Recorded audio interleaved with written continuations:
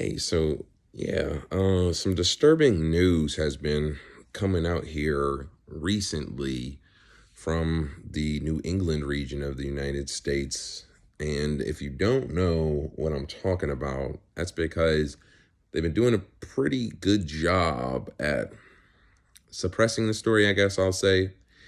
And we'll get more into that in a second. But for those of you who don't know, there was a train derailment that took place, I want to say last week. The reason that I don't know the for certain date is because of the lack of information that's come out about it. And I am a person who, I look up news and information on the United States all day, every day. So for something to be missed by me, it would have to virtually be not spoken about. And this derailment, that basically the train derailed, there was a leakage of chemicals that were on fire and causing a vapor of them to enter into the clouds. Through a controlled gas fire, they basically burned off the chemicals in the air, but that created after effects that are basically polluting the environment terribly and causing complications now, and the complications that are to come in the near and far future are unforeseen right now. I found out about this because I have coworkers who actually live in the region. I work remotely from here in Florida, so I'm not directly affected, but which is also why I didn't know about it. So on Thursday, they're talking about it, right? And I thought it was strange that I didn't hear about it at all then, and I even thought about making a video about it, but I'm not going to lie to you. I did get a little distracted with all the other madness that was going on, the Lies Blue situation.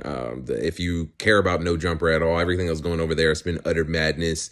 The UFO balloons flying all around and stuff like that. There's a lot on our plate, right? And it's ironic that UFOs come out anytime there's real news that needs to be talked about. But I found out about it from my coworkers on Thursday. I didn't make a video about it Thursday or Friday. And then all of a sudden, a wave yesterday of people begin talking about it, and its circulation of information starts getting shared and everything. And we're finding out that the people who are locally reporting on the disaster are being arrested, and there's all kind of craziness going on.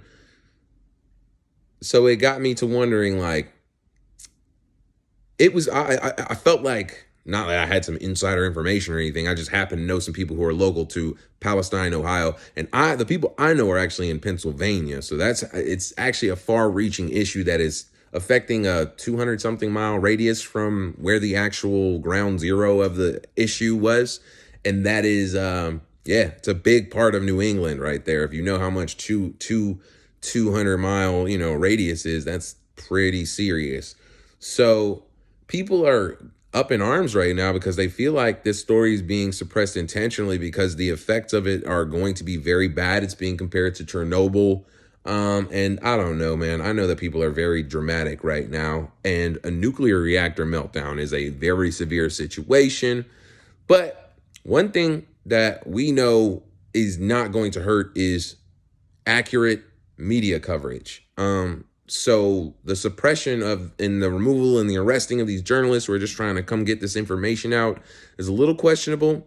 The fact that all of it came out during the Super Bowl, during Super Bowl Sunday, is when most people were talking about it, and they kind of got it right in between there. And obviously now they're moving on to how the Philly fans are going crazy and stuff like that. But I think that there's something to that story.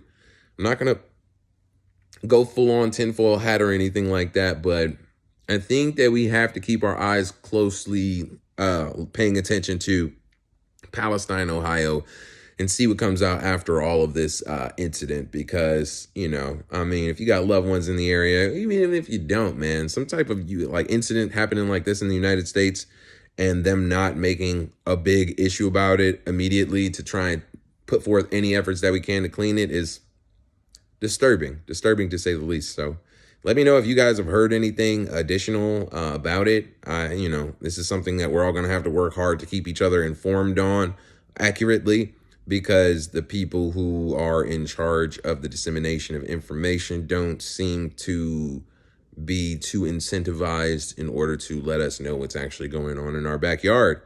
So yeah, man, pay attention. and stay tuned.